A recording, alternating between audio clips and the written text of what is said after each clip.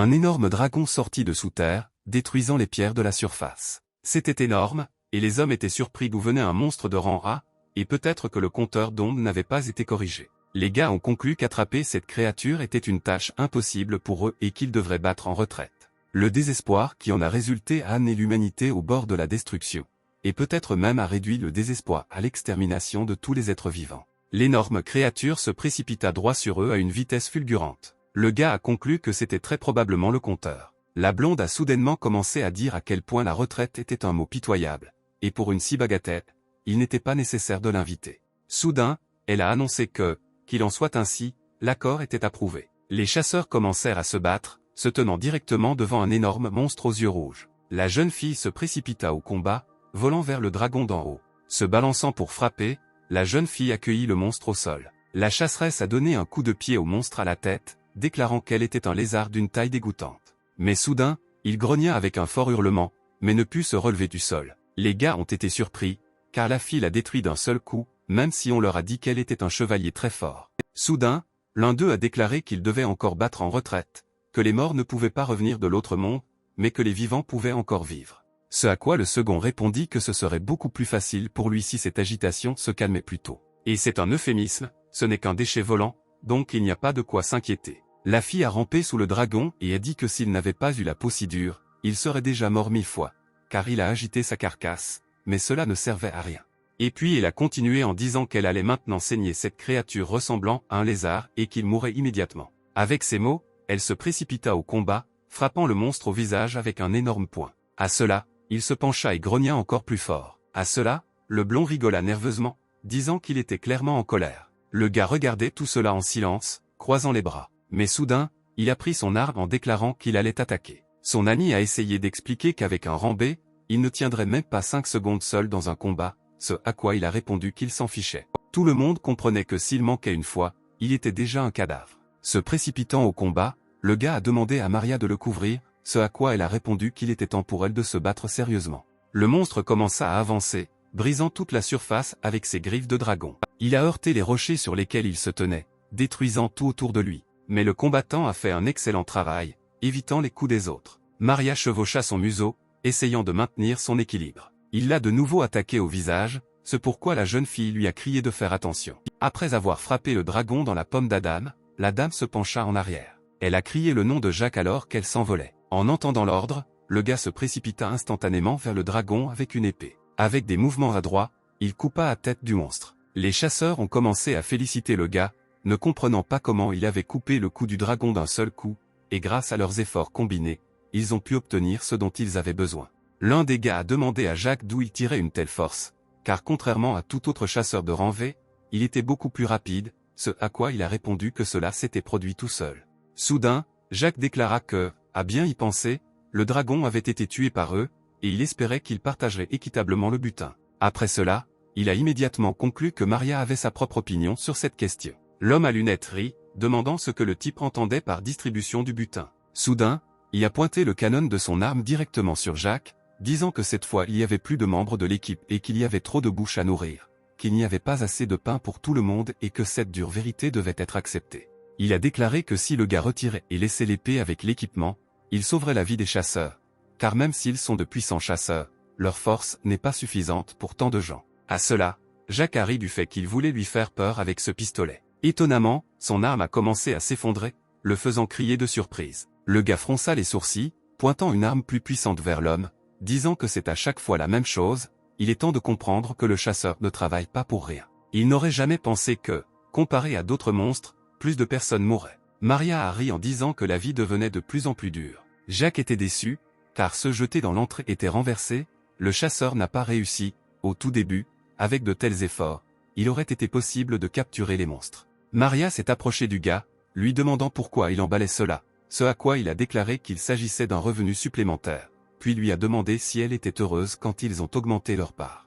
Elle annonça qu'elle veillait à ce que Jacques n'oublie pas d'emporter quoi que ce soit des cadavres. Pour l'un des cadavres, il a même organisé quelque chose comme des funérailles. Le feu des gens dégageait une odeur terrible, que Marie a remarqué, car le gars a répondu qu'on ne pouvait rien y faire. La jeune fille a commencé à partager ses projets, disant qu'elle avait un bon travail, mais que le problème était de contrôler l'argent et qu'elle aurait peut-être aussi besoin de chercher un manager. À cela, Jacques a répondu que cela ne lui ferait pas de mal non plus de le retrouver. Ce à quoi Maria pensait que le gars avait surchauffé. Elle a crié qu'étant déjà devenu chasseur de ranvet, il avait décidé de devenir manager. Il a expliqué qu'elle ressentirait cela si elle essayait même de se lancer dans une sorte de gestion, et qu'il ne serait pas plus facile de gagner de l'argent avec la vie de quelqu'un d'autre, et non avec la sienne. À cela, la jeune fille a déclaré que cette vie aux dépens de quelqu'un d'autre était suffisante. Le gars a dit que, de toute façon, si c'était le cas, il retournerait maintenant en Corée, ce à quoi elle lui a répondu, à bientôt, s'ils peuvent se rencontrer et, si nécessaire, laissez-le appeler un jour.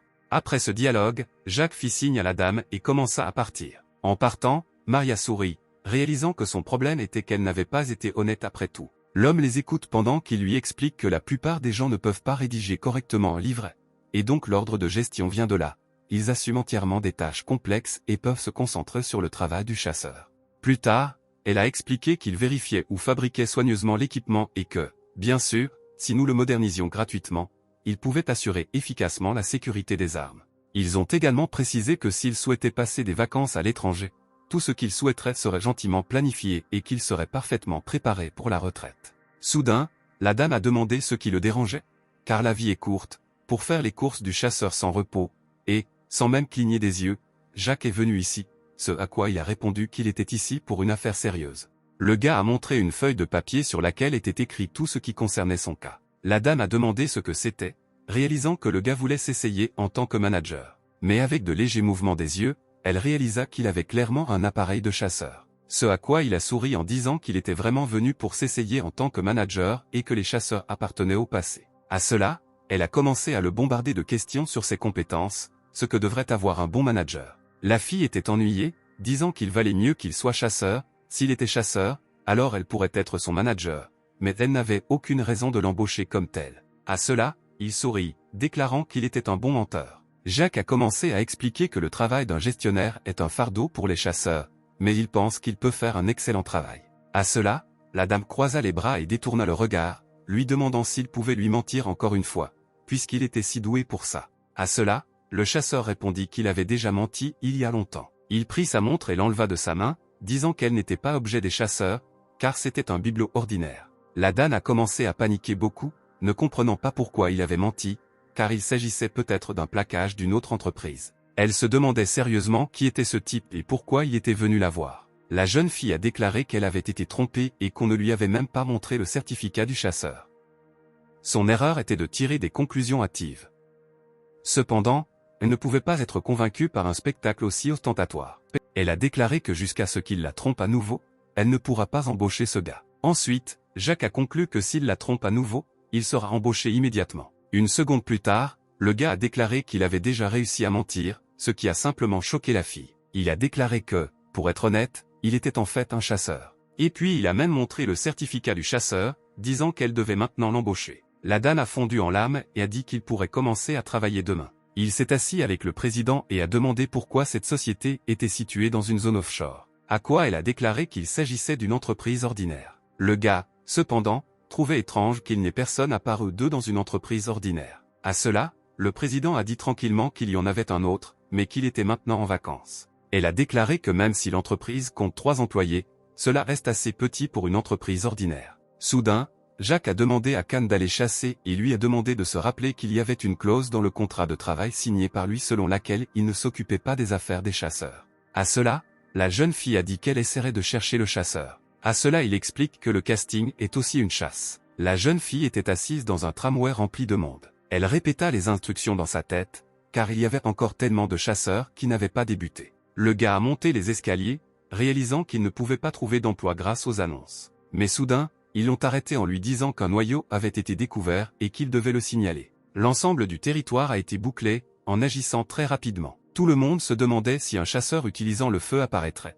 Il serait très probablement de Randé. Soudain, une équipe de chasseurs arrive. Homme arrogant, il a demandé de l'aide lorsqu'il a commencé à entrer. Soudain, Jacques commença à déchirer le ruban jaune, disant que le boulet de canon était un piège. Il a expliqué qu'il s'agissait d'un Randé déguisé en Randé. L'homme était indigné qu'un inconnu s'immisce dans l'affaire. À cela, Jacques montra son certificat de chasseur, disant que s'ils ne l'écoutaient pas, ils mourraient tous. Il a lancé le gars dans la bataille, disant à tous les civils de reculer. Pendant ce temps, les chasseurs qui venaient d'arriver se distribuaient des armes. Soudain, L'un d'eux fut distrait par Jacques, l'informant qu'il était un manager de passage. À cela, ils ont dit que quelqu'un devrait immédiatement appeler les agents d'intervention d'urgence. Le gars s'est empressé de signaler qu'il s'agissait d'un noyau de rang B, se faisant passer pour un rang D. Jacques a expliqué que cela se produit souvent à l'étranger, pas en Corée. L'homme a déclaré qu'il n'avait jamais entendu parler de cela auparavant. Ce à quoi il a répondu qu'apparemment, les cerveaux de tout le monde s'étaient endurcis. À ce moment-là, ils l'ont attrapé par la chemise,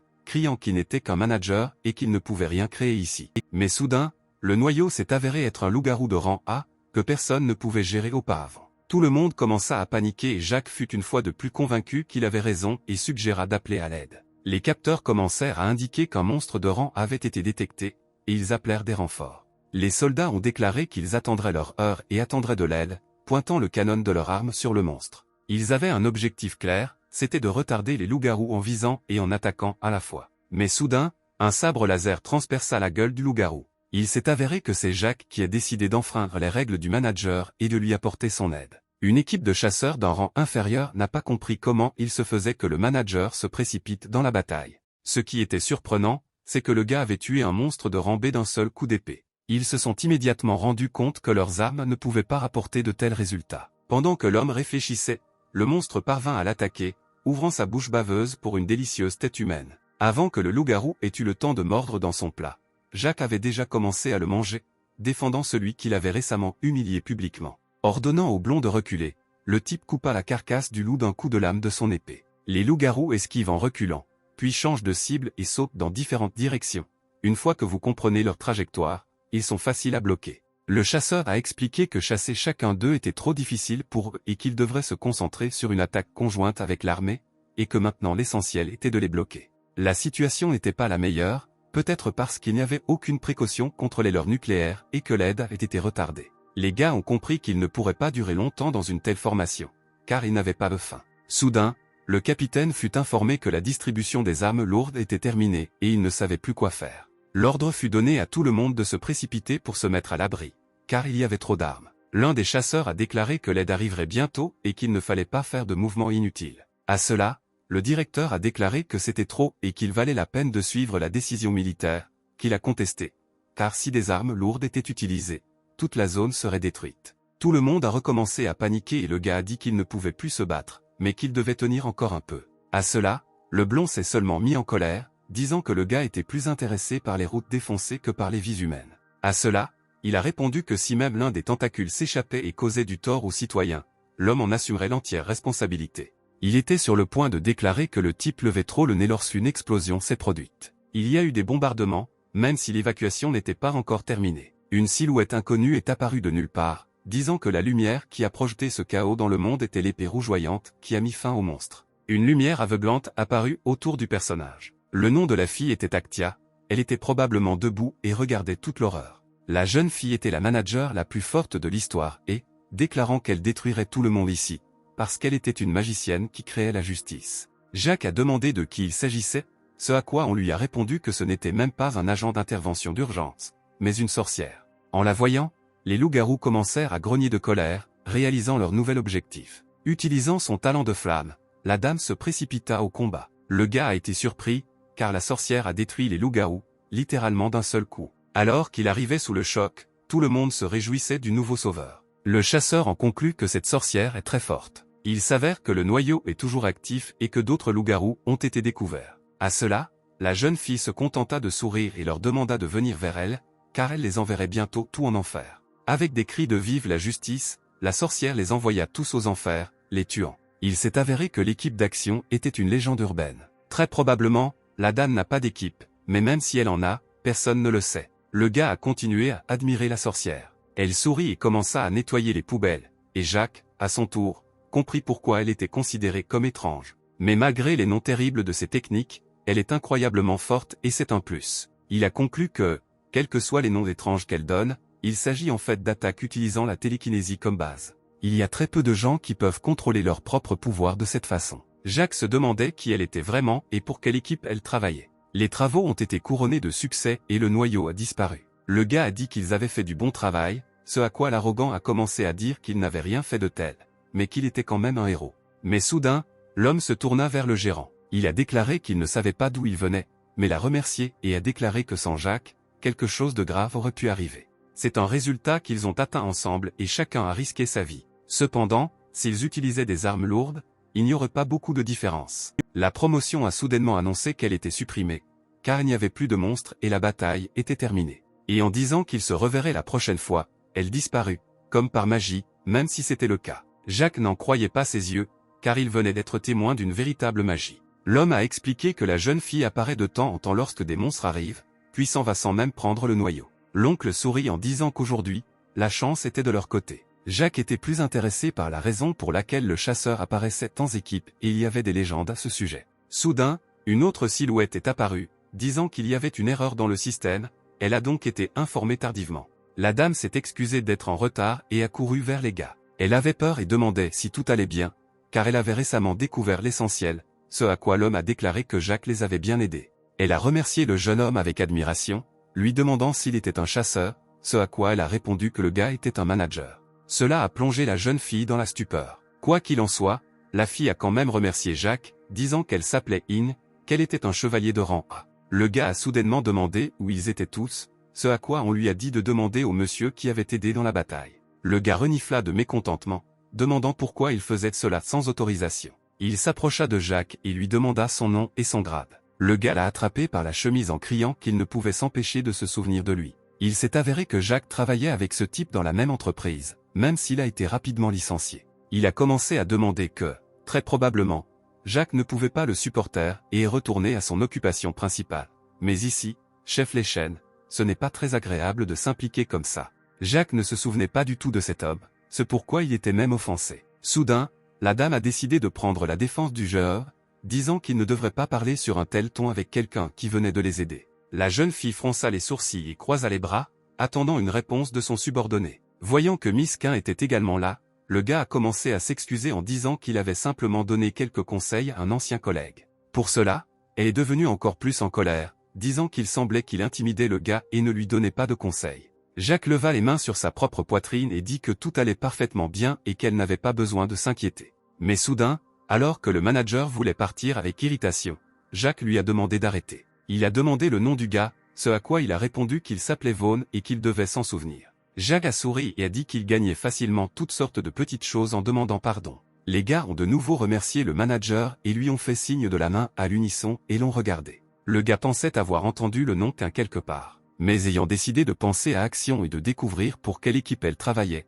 il a jeté toutes les pensées inutiles et a pris son téléphone. Le gars a regardé une vidéo du combat d'Actia et a conclu qu'il avait trouvé un bon spécialiste. Mais Jacques n'était pas sûr qu'elle soit une professionnelle dans son domaine. Mais si Jacques ne se trompe pas, la promotion est une bombe à retardement. En arrivant au bureau, le gars a demandé au représentant de lui permettre de travailler à l'extérieur du bureau.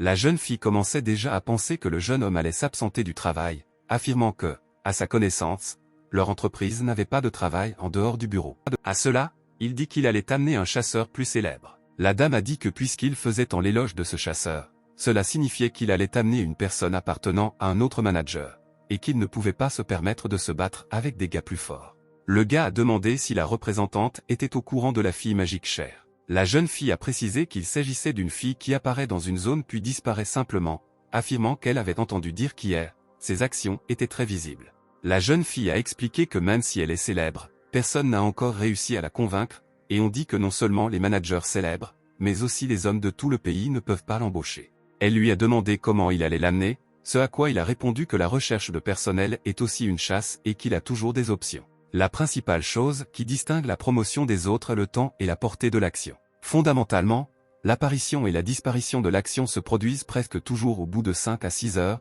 sauf le week-end, et il existe des restrictions dans le rayon d'activité dans le quartier de la gare. Contrairement à son apparence, Cher ne ressemble pas à une petite fille, elle possède des capacités extraordinaires. Le gars a compris qu'il y avait une forte probabilité qu'elle travaille et vive seule et qu'après le travail, elle se déplace librement. Tout d'abord, il était important que l'action ait une telle image. Jacques en conclut qu'il n'aimait pas vraiment cette fille magique. Les caractéristiques qui ne sont pas inhérentes à la promotion actuelle et le style en constante évolution ont vraiment dérangé le gars. Jacques s'assit dans le métro et ouvrit son ordinateur portable. Après quelques informations, le gars réalisa soudain qu'Aksha était probablement Aku. Après tout, peut-être qu'elle n'est même pas une femme, donc il n'est toujours pas décidé qu'Aku est cette fille. Au moins, C'est une personne simple qui a été influencée lors du test de l'animation d'une fille magique, tout comme le pensait Jacques. Par conséquent, le gars a conclu qu'on ne peut pas dire qu'Action n'a pas de passe-temps. Jacques réalisa que lorsque l'Action était en action, son corps existait quelque part dans la station de métro. Mais le jeune homme s'en est vite rendu compte,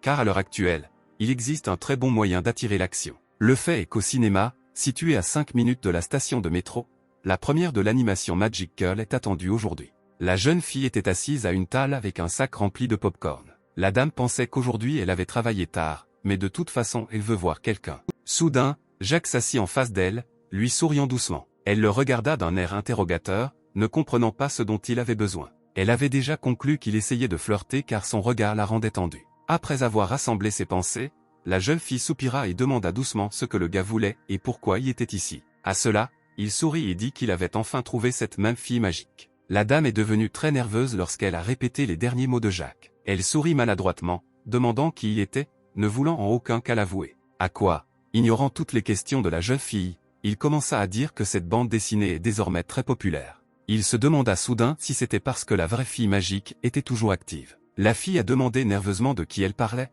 ce à quoi le gars a répondu qu'il s'agissait de la fille magique Action. Contrairement à la dame, Jacques était calme, car il avait un bon pressentiment. La jeune fille a pleinement rempli toutes les conditions présentées et, en apparence, elle ressemble un peu à la promotion. Mais soudain, le gars croisa les doigts et posa son menton dessus, appelant l'Action par son nom. À cela, la jeune fille a conclu que lors de la première rencontre, il parlait trop uniquement de ses propres affaires. Soudain, Jacques lui a demandé si ses vêtements étaient réellement empruntés. Le jeune homme écarta les mains et dit qu'elle n'avait pas à s'inquiéter. Il a décidé d'achever la dame en disant qu'il n'y avait pas assez de respect envers une fille magique. Sur ce, elle s'est levée de table et a déclaré à tout le restaurant qu'il ne lui montrait pas assez de respect. L'Action a commencé à écrire quelque chose sur papier pour prouver le contraire. La dame a dessiné une fille en disant qu'elle ne ressemble pas à la promotion, car ni le concept ni les accessoires ne correspondent. La dame a dit qu'elle détestait ses fans, car ce n'est pas du tout du plagiat. Le gars a souri et a dit qu'après l'avoir écouté, il s'est rendu compte que c'était vraiment le cas et s'est également excusé. Il s'est avéré que la jeune fille en sait beaucoup sur la promotion, affirmant qu'on pourrait même penser qu'elle est la promotion. À cela, elle sourit maladroitement, expliquant qu'elle n'était qu'une fan. Jacques sourit à nouveau sournoisement et demanda à parler davantage de la fille magique. Le type a rapporté un incident récent, affirmant que tout cela était dû au fait que les chasseurs étaient en retard. Il a déclaré qu'il y avait un différend entre les gestionnaires pour savoir qui était responsable, ce qui explique pourquoi l'expédition a été retardée. Ayant appris cela, la jeune fille a annoncé qu'il y avait une affaire urgente qui l'attendait à la gare et qu'elle devait y aller. Elle était sur le point de s'enfuir lorsque Jacques l'a arrêtée, lui disant que maintenant il est dangereux de se déplacer et qu'en cas d'urgence, on ne peut pas se rendre dans le quartier de la gare. La fille a essayé d'expliquer que c'était vraiment important, ce à quoi le gars a dit que si une telle chose se produisait, alors vous deviez attendre le chasseur, car c'est très dangereux pour les civils, et cela gênerait les chasseurs.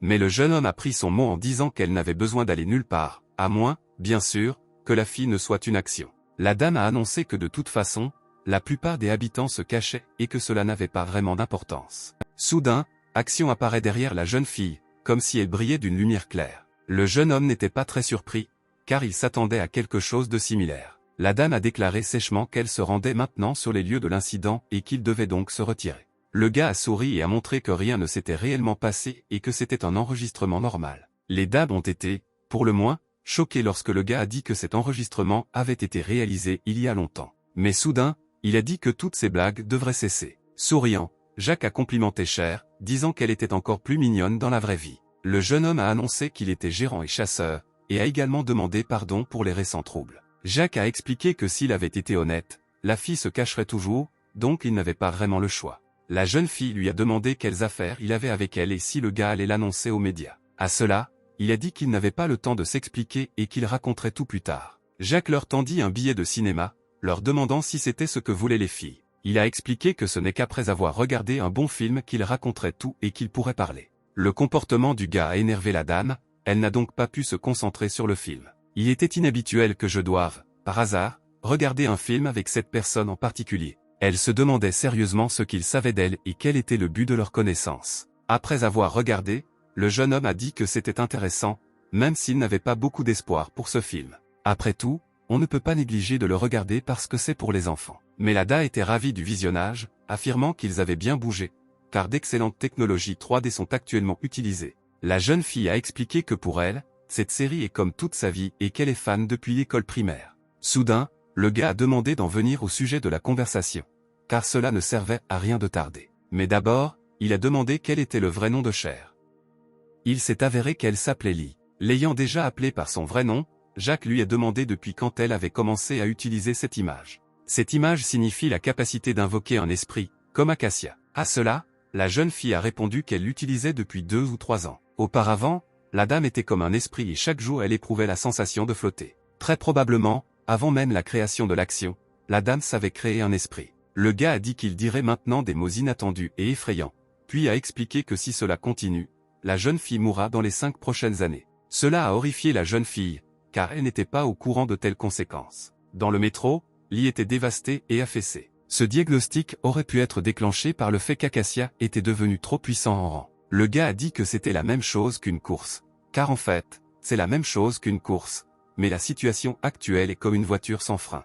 Et même si un accident survient, cela ne semblera plus étrange, à ce rythme-là, le corps de la dame s'effondrera tout simplement. La dame ne pouvait même pas penser qu'elle n'aurait jamais su qu'elle mourrait ainsi. Elle se rappela immédiatement qu'elle ne se sentait vraiment pas bien ces derniers temps et que cela pourrait être une conséquence de ce que Jacques avait dit. Pour la jeune fille, tout était aussi étrange que possible, car cette fois, tout semblait réel et c'était effrayant. Lee a décidé qu'elle ne ferait plus d'efforts pour sauver sa vie. Elle avait honte, car en fait, elle s'était promis de ne pas se surmener, mais on en est arrivé là. Lee fut surpris que le chasseur arrive très rapidement, car en général, il aurait été inhabituel d'être en retard. Les chasseurs ont discuté de la question de savoir si l'action aurait lieu cette fois-ci, car ce serait peut-être beaucoup plus facile si elle se produisait. Afin de ne pas se brûler, la fille a dit qu'elle aimerait aussi ça, car elle est sa fan. Mais elle a été extrêmement choquée lorsque quelqu'un a dit que tout était à blâmer parce que l'action n'avait jamais pris part à la production. Tout le monde dans le groupe a remarqué que l'homme se comportait de manière extrêmement arrogante. À cela, il a dit que les gars feraient mieux de la conduire s'ils attendent une récompense. Après les avoir écoutés et grandement offensés, Lee s'est rapidement enfuie des chasseurs pour ne pas écouter toutes les bêtises dont ils parlaient. Elle se dit qu'elle savait tout cela, mais que c'était trop difficile et trop tard pour faire quoi que ce soit. L'action a été très offensée et bouleversée, car elle s'est rendue compte que ce n'était pas nécessaire. Les gens se sont tournés vers elle lorsqu'elle a commencé à dire qu'elle savait que s'immiscer dans une affaire déjà en cours de décision n'était pas une bonne idée. Elle a littéralement admis qu'ayant des pouvoirs, elle voulait juste paniquer. Soudain, la sorcière se mit à tousser et du sang sale coula de sa bouche, ce qui fit tomber la jeune fille dans une plus grande horreur. Elle comprit parfaitement que c'était Jacques qui pouvait l'aider. Lee a composé le numéro du gars, lui demandant s'il pouvait le rencontrer et parler. Le gars a annoncé qu'il se préparerait et partirait, lui demandant où elle se trouvait, ce à quoi elle a répondu qu'elle lui enverrait sa position par message. Jacques serait surpris, car la promotion appelait plus vite qu'il ne le pensait. En arrivant sur place, il lui tendit une tasse de café, l'invitant à boire et à discuter de tout avec lui. Lee a déclaré que même s'il s'agissait de café bon marché en canette, elle a remercié le gars pour sa générosité. En soupirant, le gars a demandé frénétiquement ce qui s'était passé. Après avoir réfléchi un peu, la jeune fille a annoncé que l'action, en fin de compte, n'était pas du tout nécessaire. Il lui a demandé pourquoi elle pensait cela. Ce à quoi elle a répondu que même sans l'action, il était possible de freiner complètement le noyau, et qu'elle s'amusait simplement. À cela, il sourit et dit que de toute façon, tout le monde aimait l'action, mais que la jeune fille connaissait aussi la réponse, car c'était uniquement parce qu'elle n'avait jamais exigé de récompense. Après tout, si elle commençait à demander quelque chose, elle serait chassée, car elle n'est pas une chasseuse officielle ou quoi que ce soit du genre, juste une invitée non invitée. Lee comprenait parfaitement qu'en fait, elle avait simplement des capacités et qu'elle voulait s'amuser en jouant avec elle comme une petite enfant. Il est surprenant que l'action n'ait servi à personne, mais se soit quand même placée au-dessus des autres. Elle s'est rendue compte qu'il valait mieux demander tout cela. D'ailleurs, elle n'avait pas longtemps à vivre. Jacques sourit et déclara que, bien sûr, Cher n'était pas un chasseur officiel, mais pas en tant qu'invité non invité. Ces mots ont fait pleurer Lee, car le jeune homme a dit que Cher est une fille de magie, d'amour et de justice. Il a expliqué que protéger les gens sans aucune récompense signifiait simplement qu'être un héros plutôt qu'être un chasseur était beaucoup plus noble. Lors de l'incident précédent, l'action est arrivée avec le noyau du piège, et tout s'est plutôt bien terminé. C'était étrange s'il y avait une action, et des pertes humaines sont apparues. Jacques a finalement déclaré que l'action avait sans aucun doute aidé tout le monde. Lee sourit et rit, disant qu'elle se sentait réellement mieux et que ce serait trop. Elle a déclaré qu'il lui restait plus de 5 ans à vivre lorsque l'homme lui a dit qu'il l'aiderait. Il a expliqué que, comme il l'a dit, le gars peut t'aider et ne trichera certainement pas. Jacques a dit que Lee ne devrait pas mourir et qu'il est possible qu'elle ne meure pas du tout. Le gars a demandé si la dame avait entendu parler d'elle, ce à quoi elle a répondu qu'elle avait seulement entendu dire qu'elle était en train d'être retirée du noyau.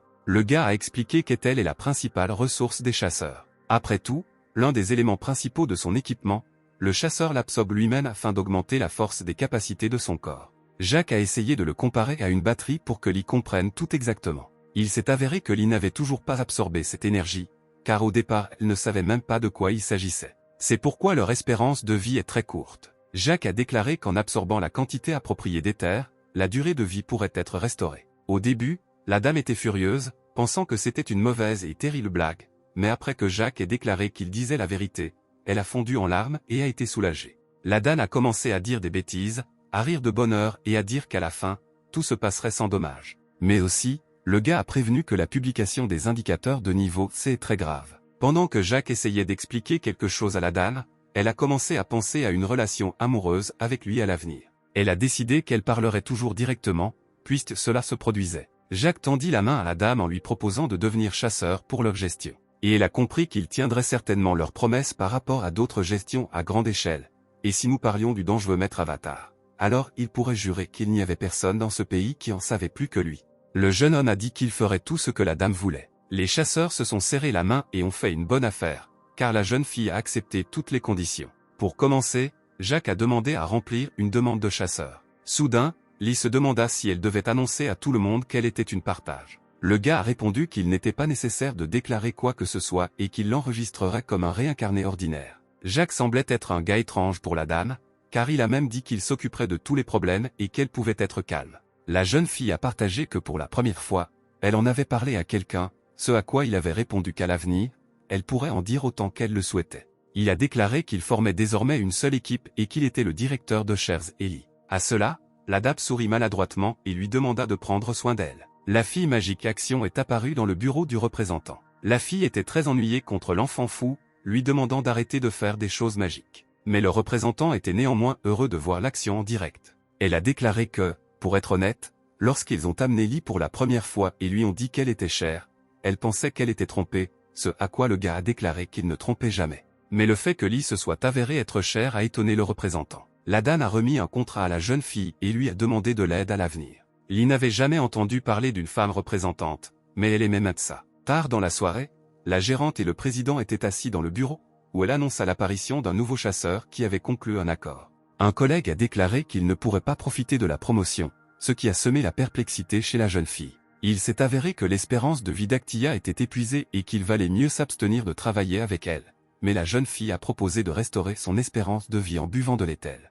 Jack a dit que pour se reconstituer, il faudrait consommer une énorme quantité d'étel, ce qui serait très problématique. La jeune fille est déçue, mais continue d'insister sur son point de vue. Lee suggère de ne pas intervenir et de voir ce qui se passe, et Jack est d'accord avec elle. Les héros se tiennent sur le toit à l'entrée du bâtiment, tout à coup quelque chose commence à sortir du sol. Ils voient une montagne d'équipements, dont Action se vante que c'est grâce à ses relations personnelles. Jack est indigné qu'ils aient reçu gratuitement du matériel trop haut de gamme. Sentant que quelque chose n'allait pas, le gars a décidé de tester l'équipement. Il a utilisé, à première vue, un bon sabre laser. Les filles admirent les capacités de combat de leur ami, mentionnant qu'il était chasseur. Soudain, l'épée fit un bruit alarmant, le gérant la jeta et ordonna de courir. L'arme explosa, produisant un rugissement assourdissant. Les filles sont effrayées par ce qui se passe et demandent ce que c'était. Le gars a dit que le produit était défectueux, et d'autres l'ont probablement fait aussi. Jack a déclaré qu'il avait déjà rencontré des farces similaires, même si, d'un autre côté, il était peu probable qu'il s'agisse uniquement de blagues.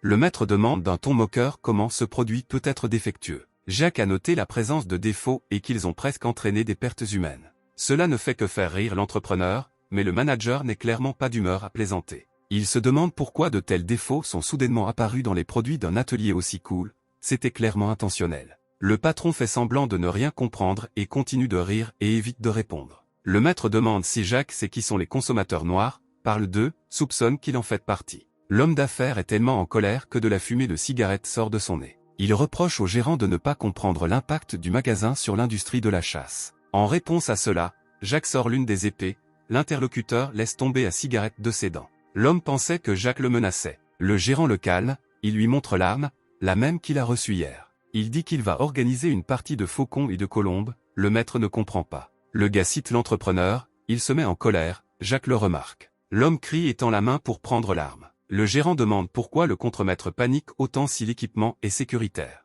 Il demande d'ignorer l'épée et de négocier pour que tout se termine sans incident. Le chef se rend compte que si l'arme fonctionne, ils mourront tous, ce qui ne fait que le faire paniquer davantage et se cacher derrière le canapé. Il dit que des étrangers lui ont payé une grosse somme pour donner des armes non testées au héros et l'admet. Le gérant continue de faire pression, le maître dit qu'il échangera l'ancienne arme contre une nouvelle, sans défaut, et promet de donner une garantie. Ayant conclu l'accord, Jacques rend l'arme et demande si le maître a menti. Il l'attaque à nouveau, mais le manager révèle qu'il a enregistré l'intégralité du dialogue. Le gars dit que ces faits vont se propager au détriment du maître et s'en va, le patron n'en est que content. En se retournant, Jacques demanda une copie du contrat la prochaine fois, le patron se demanda qui il était. Jacques a répondu qu'il était manager et que son talent était de tout extorquer. Le responsable informe par téléphone que les produits testés arriveront bientôt. Le président demande si le gars a des ennemis, il répond que quelqu'un est impliqué dans toute la situation. La fille convient que vous pouvez vous causer beaucoup de problèmes, dit qu'elle fera tout à sa propre discrétion. Les nouveaux produits ont été livrés avec succès au bureau. Tandis que la jeune fille est surprise par la quantité de marchandises, Jacques dit qu'il faut maintenant vérifier sa qualité. L'équipement s'est vraiment avéré de grande qualité. Le président demande pourquoi tant de marchandises sont arrivées, il répond qu'il a rendu le mal pour le mal. La jeune fille est toujours heureuse que le problème de l'équipement ait été résolu et envisage de former une équipe de chasseurs. Jacques dit qu'il est temps d'obtenir son diplôme du Temple des Chevaliers. Le président dit qu'ils sont tous candidats aux Templiers et au Juste. Elle dit qu'il y a beaucoup de concurrence et doute de ses chances. Le manager ne pense pas que ce sera si difficile, la jeune fille va essayer d'y aller, même si elle a encore des doutes. Le gars a réfléchi et a dit que maintenant il devrait utiliser ses relations personnelles. Ils arrivèrent dans un café sur le terrain du temple. Jacques dit qu'il est entièrement responsable de l'équipement, Action lui pose des questions sur la récompense. Le manager promet d'offrir les conditions les plus pratiques, la promotion lui est reconnaissante. Les interlocuteurs se disent au revoir, la jeune fille aux cheveux noirs regarde tristement par la fenêtre. L'Action tente d'entamer un dialogue avec elle, mais elle reste obstinément silencieuse. L'Action se plaint d'en avoir assez du travail et de la compétition. Elle dit qu'immédiatement après l'obtention du diplôme, les Templiers sont nommés à ce poste, la femme aux cheveux noirs lui dit de faire de même. Pinkface demande pourquoi les Templiers maintiennent une discipline stricte et pourquoi les relations sont interdites. L'interlocuteur répond que si elle pouvait faire ce qu'elle peut faire, alors elle ne se soucierait pas de savoir où. La promotion dit que c'est étrange, et si un tel chevalier perd, il peut toujours aller où il veut. Lorsqu'on lui a demandé pourquoi elle mentionne constamment les chevaliers, s'ils ont une position peu enviable et qu'ils ont également quitté les rangs des chasseurs libres, la femme aux cheveux noirs a répondu laconiquement qu'elle était fatiguée. L'Action est surprise et dit que la fille ne réalise toujours rien. Elle quitte le café et la jeune fille aux cheveux noirs continue de regarder tristement par la fenêtre. Elle se demande si les Templiers n'ont pas une raison de voir les chasseurs. La jeune fille pensait que si elle suivait cette route, elle pourrait le rencontrer. Un énorme hélicoptère atterrissait sur la place. Le gars a demandé avec peur ce que c'était, ce à quoi il a répondu qu'il avait appelé sa petite amie et qu'elle était arrivée plus vite qu'il ne le pensait. Le pilote a ouvert la porte de l'hélicoptère et a annoncé qu'il était arrivé à destination. La jeune fille a répondu que c'était un vol très agréable, parlant en anglais. Après ces mots, la dame se pencha, tenant ses lunettes noires. Le garçon pensait que ce n'était pas du tout une petite amie, mais une sorte de Terminateur, devant lequel le gars se tenait silencieusement, les bras croisés. Jacques s'est approché de Maria et lui a demandé comment elle allait, car il ne s'était pas vu depuis longtemps. Elle a souri et a détourné le regard, disant que le gars appellerait une personne de vacances avec un seul message texte. Le président se tourna brusquement vers Maria, après avoir appris de qui il s'agissait, ce qui n'était pas surprenant, car elle était une chasseuse forte et populaire. Elle a déclaré que cette fille ne pouvait pas être son amie, car il n'a pas dit que c'était elle. La blonde sourit et tendit la main, appelant son patron, la choquant encore davantage. Elle a déclaré qu'elle avait beaucoup entendu parler d'elle et qu'elle était extrêmement ravie de serrer la main de la jeune fille. Le président a commencé à tirer la main de quelqu'un d'autre, en disant qu'elle était sa fan et que leur rencontre était un honneur pour elle, et qu'elle n'aurait jamais pensé qu'ils se rencontreraient en lui demandant un autographe. Pendant que la jeune fille montrait la photo sur les réseaux sociaux, Maria a demandé au gars pourquoi il l'avait appelé, ce à quoi il a répondu qu'il avait déjà envoyé un message, mais la dame a seulement lu qu'il lui avait demandé de venir et ne l'a pas vu. Jacques a demandé avec irritation de lire le message plus attentivement, ce à quoi elle a répondu que lui-même ne l'avait pas vérifié correctement. En soupirant, il expliqua que, plus précisément, les jours de remise des diplômes des Templiers approchaient lentement, et ce serait bien d'aider un peu les éclaireurs. Maria a suggéré que le gars voulait aider quelqu'un en utilisant son nom, ce à quoi il a répondu qu'il n'envisageait pas d'utiliser ses relations personnelles passées. La dame a souri en entendant le compliment de Jacques et lui a demandé ce qu'elle pouvait faire, car elle voulait vraiment aider. Pour cela, Jacques lui a demandé de simplement tricher une seule fois. Le président a commencé à lui raconter des histoires alors qu'il montait dans la camionnette tandis que le couple discutait de la façon dont c'était une bonne chose d'avoir une camionnette. Maria a demandé à Ina comment allait son Jacques et si les choses allaient bien avec lui. La jeune fille a répondu que les choses allaient comme ça, ce à quoi Jacques a rétorqué qu'elle avait dit que tout allait bien pour eux. La dame a déclaré que bien qu'il disparaisse lors de troubles, Jacques est un camarade très fiable, un chasseur ordinaire de rang B doté de fortes capacités. La présidente a demandé quelle était la force du rang B, ce à quoi elle a répondu qu'il n'était pas un peu élevé. Elle a expliqué que pour les chasseurs ordinaires qui ne sont ni réincarnés, ni chevaliers, ni mutants, le rang le plus élevé est B. Le gars a dit qu'au moment où cela se produirait, il mourrait déjà ou abandonnerait tout, donc le critère de rang à lui-même n'a pas été développé. Jacques a déclaré que lui et Maria étaient amis depuis l'enfance. Maria a déclaré qu'ils étaient restés en contact même lorsqu'il était entré à la Hunter Academy et que Maria était entrée au Temple des Chevaliers. De plus, il y avait de fréquents échanges académiques entre les deux établissements d'enseignement. Elle a même dit qu'il avait les mêmes mauvaises notes qu'elle, ce à quoi il a répondu qu'il avait des notes normales. Le président a été choqué, car Lady Maria elle-même, de rang C, avait de mauvais résultats scolaires, ce à quoi le gars a objecté que la fille ne lui avait pas demandé ce qui le préoccupait. Maria a déclaré qu'avant, lorsqu'elle était dans la fleur de l'âge, elle se disputait souvent avec les enseignants et se battait plus souvent avec lui qu'avec des monstres. La jeune fille s'est disputée avec eux pour son nom, car il y avait des raisons de ne pas appeler par son vrai nom. En fait, Maria n'est pas son vrai nom, et elle vient de se teindre les cheveux en blanc et de porter des lentilles de contact, mais en fait, elle est coréenne. En fait, la blonde s'appelait Kim. Maria a commencé à crier que Jacques n'avait pas le droit de divulguer les secrets honteux des autres, ce à quoi il a répondu que la dame était la première à remuer le passé. Le gars a dit qu'il s'agissait d'un véritable livre des archives du Temple des Chevaliers, la liste comprend également des candidats aux Templiers. Elle a déclaré qu'il avait dit qu'il cherchait un remplaçant, c'est pourquoi il était si joyeux, car c'est un menteur inutile. Le type a expliqué que bien qu'il l'ait officiellement annoncé, la liste des éclaireurs des Templiers ne comprenait pas d'étudiants candidats aux Templiers. Ils entraînaient des chasseurs. Mais le Temple des Chevaliers était à l'origine une institution de formation des Templiers. Mondi Knight est une organisation qui forme des Templiers, mais la direction aura du mal à attirer des candidats Templiers. C'est pourquoi il a bloqué l'information à l'avance pour créer 2 livres d'archives. Il a demandé si c'était normal, ce à quoi Jacques a répondu que ce n'était pas très bon d'attirer des étudiants sacrés chez les Templiers. C'est vrai, Jacques veut en tenter un, ce à quoi Maria a répondu que même s'il est son ami, c'est terrible. Maria a dit que de toute façon, même si ici en première place te trouve un étudiant nommé Ken, puisqu'elle est candidate au titre de chasseur, il exclurait parmi les étudiants des candidats au titre de Templier, il n'y a qu'une seule place pour Ran.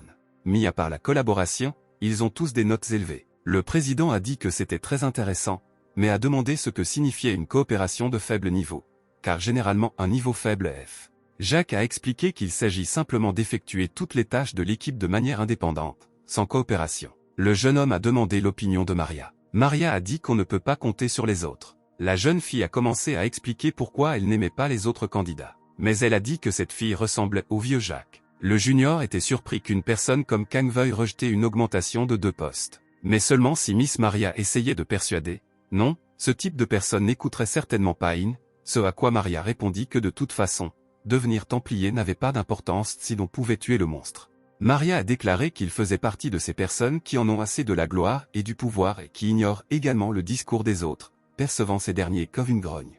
Le gars pensait qu'il avait l'impression d'avoir vu cette dame quelque part. Il a déclaré que, dans tous les cas, ils devraient se rencontrer et parler, ce à quoi le président a demandé si de bonnes pensées lui venaient à l'esprit, et Maria a annoncé que, même s'il ne serait pas facile de faire passer les candidats aux Templiers, Jacques a répondu que s'ils se rencontraient un jour, il s'avérait de toute façon que ce qu'on raconte à la dame était absurde, mais aussi effrayant. Qu'un a déclaré qu'il pensait que cela se produirait toujours, et Maria a même essayé d'expliquer que Jacques était une telle personne. La candidate était assise sur le canapé et à côté d'elle se trouvait de l'eau avec de la glace. Jacques pensait que, de toute façon, ils avaient dit qu'il le persuaderaient, et il ne sait pas quelle est la meilleure chose à faire maintenant. Il a découvert grossièrement ses coordonnées et ses informations personnelles, mais il ne peut pas simplement aller chercher, car c'est étrange. Soudain, Jacques remarqua Cher Marchand juste devant lui. Le gars ne comprenait pas comment, contrairement aux attentes, l'atmosphère était comme si elle était une étudiante ordinaire, même si c'était un chevalier qui avait pris la première place.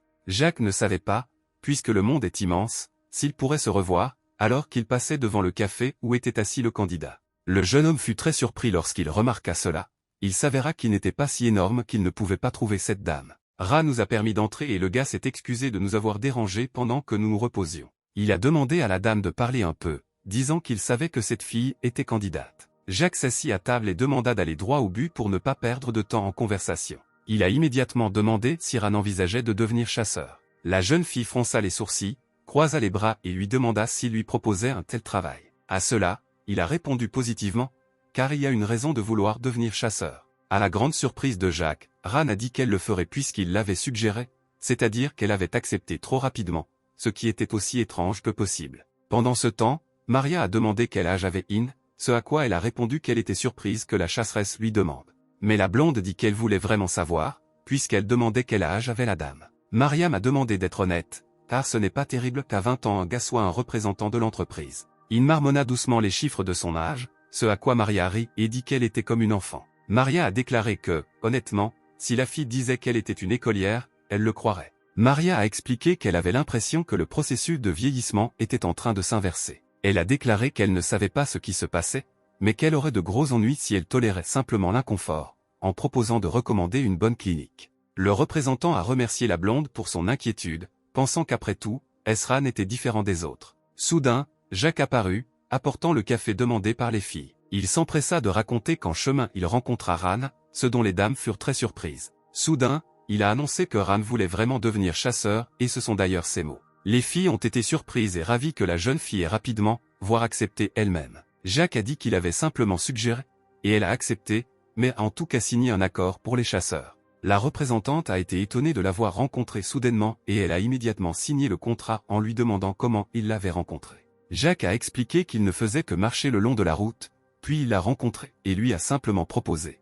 même s'il ne le sait pas, qu'elle pourrait regretter pour le reste de sa vie d'avoir voulu devenir templier. À cela, Maria a suggéré que c'était comme un coup de foudre, et qu'un a même dit que c'était encore inattendu, qu'elle ne pouvait même pas le comprendre, mais que l'accord avait été conclu selon toutes les règles. Maria sourit et demanda si tout son travail était terminé. Jacques a déclaré que c'était plus facile que prévu, ce à quoi Maria a répondu que maintenant il y devait. Maria a demandé comment il savait qu'elle était ici, car il avait même garé sa voiture à cet endroit. La blonde demanda à Jacques de l'accompagner. Maria lui a demandé de décider avec certitude s'il resterait dans le syndicat ou s'il le quitterait, car tout le monde était dans une situation difficile. La jeune fille a dit qu'il valait mieux partir que d'être expulsé. Une voiture était déjà arrivée pour Maria, et elle a dit que si des affaires se présentaient, ils pourraient certainement se voir, ce à quoi Jacques a répondu qu'elle devait faire attention. En 2031, un incident avec des monstres s'est produit, les plus grandes pertes humaines ont été enregistrées, après l'approbation des instructions pour résoudre les situations de crise.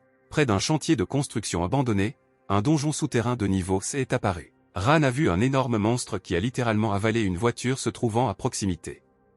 En 2 jours, les monstres ont atteint le niveau A et ont rempli une zone entière de la ville. La jeune fille a vu ses parents être dévorés par le monstre alors que tout le monde tentait désespérément de s'échapper. Ils ont essayé de la traîner dans le bunker, mais Ra était trop choqué et désespéré. La jeune fille avait hâte de retrouver ses parents, sans encore se rendre compte qu'ils étaient morts et bouillaient dans l'estomac du monstre. Dans le bunker, la dalle était enveloppée dans une couverture tandis que le directeur disait qu'il ne fallait pas ouvrir les portes, car si elles étaient ouvertes, il pourrait y avoir des monstres et ils mourraient tous. C'était déjà le cas, car ils ne savent pas si des monstres se cachent actuellement dans le couloir. Le directeur a dit qu'il pourrait peut-être le sauver s'il ouvrait la porte maintenant, mais que les gens à l'intérieur ont aussi le droit de vivre. Soudain, la jeune fille décide d'ouvrir elle-même la porte, malgré tout le monde. Tout le monde a crié, disant que Ran était folle et ne savait pas ce qu'elle faisait. Mais en ouvrant la porte, la jeune fille laissa entrer la dame qui s'efforçait si désespérément d'entrer dans le bunker. La jeune fille a commencé à dire qu'elle avait très peur et l'homme qui ne voulait pas la laisser entrer s'est avéré être sa connaissance,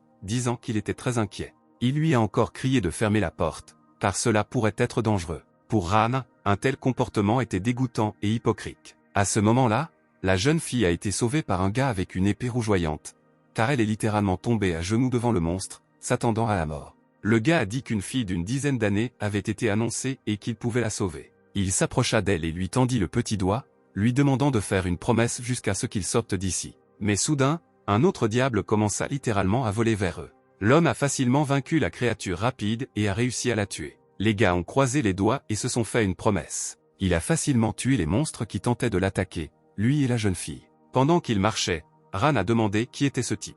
Il a dit qu'il était très difficile de répondre à cette question, mais il est un chasseur de monstres. Jacques a déclaré qu'on l'appelait un chasseur. Avant d'aller au lit, Ran, déjà adulte, se demandait pourquoi le gars ne la reconnaissait pas. La dame a pensé que ce serait bien s'il pouvait continuer comme avant. Le jour de la sortie de Ran du temple est arrivé. Jacques est venu à cette réunion avec un énorme bouquet de roses rouges. Le président a déclaré qu'elle était la bienvenue dans les rangs des héros management inter. Elle s'est présentée et a déclaré qu'elle attendait avec impatience sa coopération.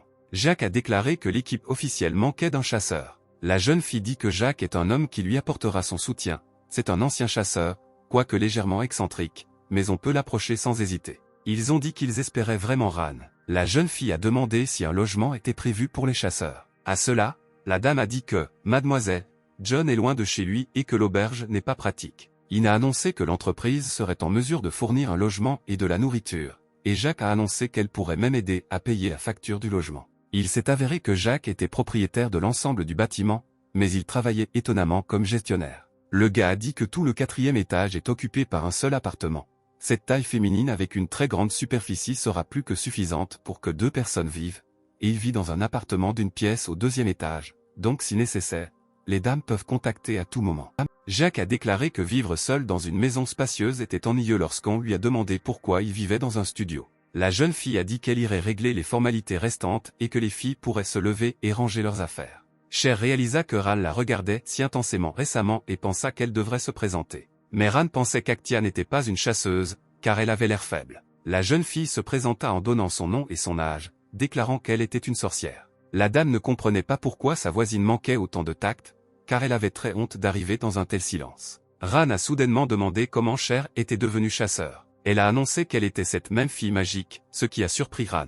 Ran savait que les capacités de la dame avaient un effet néfaste sur la santé, ce à quoi Cher déclara qu'avec l'aide de Jacques, elle était maintenant là. Face à de telles révélations, Cher s'est senti embarrassé, voire honteux. La jeune fille s'est rendue compte que Jacques avait sauvé Action tout comme il l'avait sauvé une fois, mais lorsqu'il est devenu manager, il n'a pas changé. La promotion proposait de regarder ensemble un film que j'avais récemment acheté. La fille a eu peur, disant qu'il pourrait le regarder plus tard, ce à quoi Ran a déclaré qu'elle n'avait rien contre les passe-temps des autres. La dame a dit que même si le film ressemblait à un film pour enfants, il était bien tourné, et Monsieur Jacques a généralement dit qu'il était intéressant à regarder. Ran a déclaré avec embarras que puisque le manager avait regardé, cela ne la dérangeait pas. Ran ne pouvait pas croire que le manager Jacques regardait de telles absurdités. Soudain, Jacques est apparu par derrière, exprimant quelques instants du film. Le gars a laissé les documents sur la table en disant que les filles pourraient les consulter plus tard. Après vous avoir souhaité une agréable visite et souriant gentiment, Jacques a quitté l'appartement. Cher a été surprise que Ran ait été impressionnée par le film et,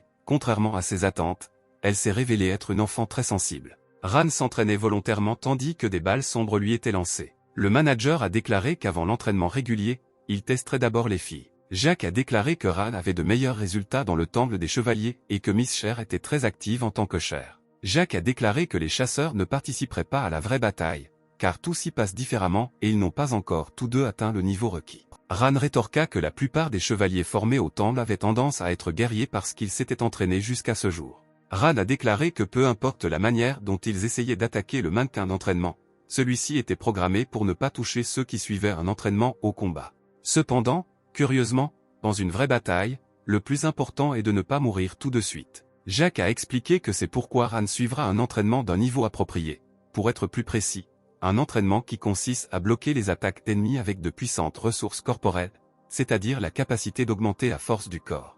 Le gars a expliqué que si un chevalier ne sait pas comment faire ça, alors il ne vaut rien. Mais Action, contrairement à Ran, a l'expérience d'une vraie bataille. Le gars a dit que la fille ne devrait plus utiliser de parfum pour ne pas détruire sa santé. Elle a demandé si rien ne se passerait si elle utilisait ne serait-ce qu'un peu l'esprit, ce à quoi Jacques a répondu qu'elle ne pouvait pas faire cela. Il a déclaré qu'il s'agissait d'une force très dangereuse et que parmi ses connaissances se trouvait un maître expérimenté de cette force doté de capacités exceptionnelles. Car pour poser les bases de la gestion du pouvoir, il était suffisamment compétent. Ce type est mort à cause d'une explosion, ce qui a été une période difficile, il a donc dû combattre le monstre. Jacques voulait vraiment que cette mort ne se reproduise plus, car il ne veut pas revenir aux souvenirs du passé. Le responsable a expliqué que l'acacia doit attirer des capacités surnaturelles, c'est-à-dire la télékinésie. Il s'est avéré que Ran était complètement incapable de se ressaisir et de fournir une protection. Jacques a dit qu'il enseignerait à la dame le timing précis du combat et qu'ils essaieraient de le répéter ensemble. Il a expliqué qu'il suffit de connaître le rythme de l'attaque,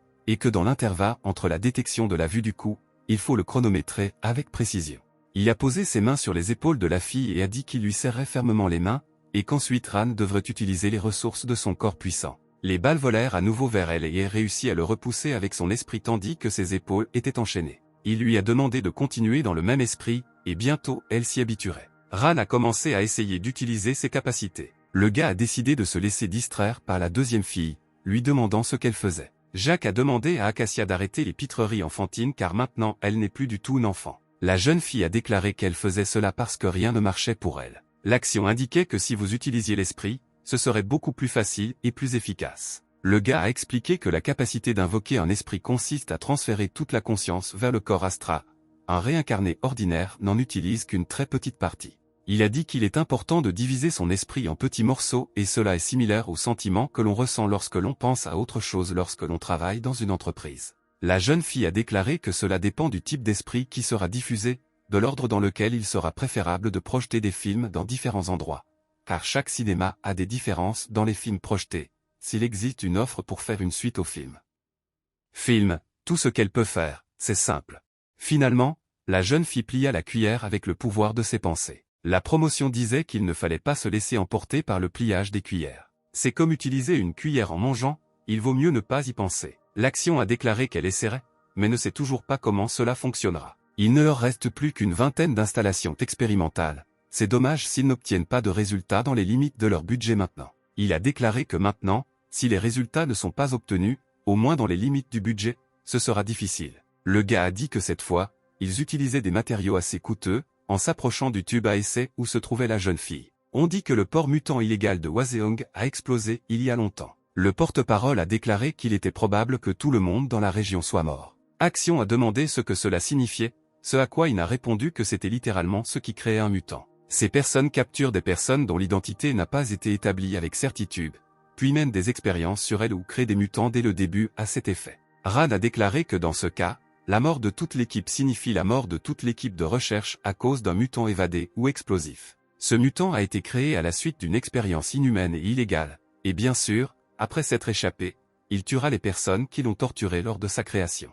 La porte-parole a déclaré qu'il se trouvait qu'un décret présidentiel avait pris un arrêté d'urgence concernant les chasseurs. Tout le monde a été surpris qu'une si petite entreprise ait reçu un décret du président, auquel elle a répondu qu'il s'agissait d'une sorte de mandat d'arrêt ouvert. Ran a demandé ce que cela signifie, maintenant la représentante propose d'attraper cet objet de l'expérience, à laquelle elle a reçu une réponse négative. Elle a déclaré qu'un afflux important de représentants du gouvernement ou de responsables était attendu sur les lieux. Le gars a pensé à ce qui s'est passé une fois, ce serait bien d'y aller s'il n'y a pas de grandes choses à faire. Jack a dit qu'il devait se remettre lentement en forme. Le directeur a ouvert la pièce où il y avait un tas d'armes, en disant que c'était leur local de stockage, que tout était nouveau, dès qu'ils s'y seraient habitués, cela deviendrait plus pratique pour eux à transporter. L'action a déjà choisi un manteau noir, affirmant qu'il convient au style romantique, ce à quoi Ran a objecté qu'il ne fallait pas saisir les choses sans discernement. La jeune fille a dit que s'ils avaient une petite entreprise, il semble que même la location d'un équipement aussi haut de gamme coûte très cher, ce à quoi le gars a répondu qu'il ne s'agissait pas d'un loyer du tout. Ran était surprise qu'un tel équipement de catégorie A soit un inventaire exclusif de l'entreprise, puisque les étudiants comme elle, ainsi que les chasseurs chevronnés, pouvaient rarement se permettre de telles choses. Le partage a déjà essayé son manteau, affirmant qu'il lui allait parfaitement. Jack a demandé à la fille de ne pas être timide, de le porter pour des raisons de santé, car il avait acheté ce truc spécialement pour elle, ce à quoi la fille a répondu qu'elle le porterait avec plaisir. Le militaire a déclaré qu'ils en avaient vérifié 2 autres de la part de la direction des héros, sans compter Jack. Jack a dit que même s'il s'agissait d'un quartier général opérationnel, il y avait un café et un endroit pour se détendre à l'intérieur, et il a ensuite suggéré qu'ils entrent et prennent quelque chose à boire. Souriantes, les filles, fatiguées de la douleur, acquiescèrent. Il y avait un avis de recherche complet à la base, c'était mieux que de se promener librement et de subir des pertes civiles. La zone était vraiment bien organisée, tout le monde était obsédé par le désir de contribuer, puisqu'il s'agit d'un décret présidentiel. Davantage de récompenses monétaires sont offertes. Le gars a été accueilli par un homme avec des lunettes, qui s'est dit surpris de se souvenir de lui. Jack a dit aux filles qu'il l'avait rencontré récemment alors qu'il cherchait un emploi. Il a déclaré qu'en passant, des rumeurs s'étaient déjà répandues selon lesquelles l'homme affirmait qu'il s'agissait en général d'un domaine d'activité étroit. L'homme a secrètement dit à Jack que le Templier illégal avait des capacités extraordinaires et voulait connaître le secret. Jack a demandé s'il y avait des nouvelles intéressantes. L'homme a tendu au gars un morceau de papier, disant qu'il aimerait vraiment le transmettre avec des mots, donc il vaudrait mieux le voir de ses propres yeux. Ce morceau de papier était une photographie des victimes, car horriblement, lorsque la scène du crime a été découverte pour la première fois, il a cru que la porte était ouverte. Un mutant seulement en parole, en fait, ce n'est qu'un monstre, un monstre. Soudain, le gars a remarqué un équipement inhabituel. L'homme a demandé si Jacques savait quelque chose sur cette situation. Le directeur s'est couvert la bouche avec sa main et a dit que c'était un spectacle dégoûtant. Le gars a demandé où se trouvaient les toilettes, apparemment parce qu'il avait vu une chose si désagréable. Quelque chose qui n'allait pas avec son estomac. L'homme a dit qu'il était surpris que Jacques ait un estomac si faible. Mais en fait, le gars a écrit à Maria pour lui dire qu'il ne pouvait pas la joindre et qu'il laisserait donc un message vocal. Il a déclaré qu'il y avait eu un incident lié à un mutant, il s'agissait très probablement de l'opposition des rebelles appelés le requin. Jacques a expliqué qu'à en juger par les photos du laboratoire, leurs objectifs sont les mêmes qu'avant. Il a déclaré que contrairement à la précédente, cette fois l'expérience s'était révélée assez efficace. Et à en juger par l'ampleur de la situation, ils en ont fini avec cette situation. Jacques a déclaré qu'il était possible qu'ils se promènent dans les rues pendant que les chasseurs regardaient ce dialogue. Blue Hat, cette créature est le monstre le plus puissant appelé catastrophe naturelle. Et comme toujours, il y avait un fort désir de réunir l'humanité elle-même avec un tel être non matériel. Il a demandé à informer le syndicat de ce fait et s'est excusé pour avoir abusé des demandes. Jacques a pris l'âme et les dames lui ont demandé s'il avait fini de parler. Ran a offert du café au gars, lui demandant à quoi ressemblait l'atmosphère. Les filles ont déclaré qu'elles se tenaient délibérément à distance pour ne pas entendre. Elle a demandé qu'au fait, ce n'est pas très bien, tout a l'air intéressant, mais ils sont comme des gens paresseux qui restent assis à ne rien faire. Ils ont déclaré que l'approbation ou la désapprobation n'est possible qu'en personne. Après de telles déclarations, il a proposé d'aller ensemble à la recherche d'un cœur bleu. Il a dit que ce serait certainement bien d'obtenir également l'approbation. Le gars a frappé la table avec son poing et a dit que si on lui demandait de trouver un mutant, alors il n'y avait aucun équipement ici pour le détecter. Le gars a demandé si le directeur de la longueur d'onde réagissait bien, ce à quoi il a répondu qu'il réagissait mal. Il s'est mis en colère, disant qu'il ne voulait vraiment pas assumer la responsabilité de cela. Soudain, on frappa au bureau, demandant à l'homme de sortir une minute pour parler. Il ne comprenait pas comment un civil pouvait arriver ici, ou après avoir été persuadé,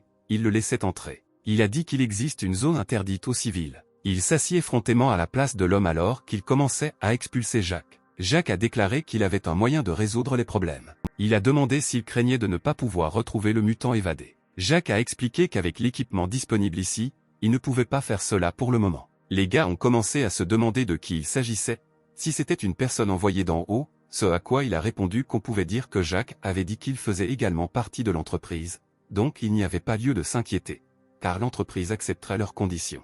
Ils ont demandé si cela relevait de la responsabilité de l'entreprise. Ils lui permirent de continuer, ce à quoi il remercia l'homme en allumant le lecteur d'énergie. Il comporte de nombreuses variables. Il est possible de détecter les armes des chasseurs.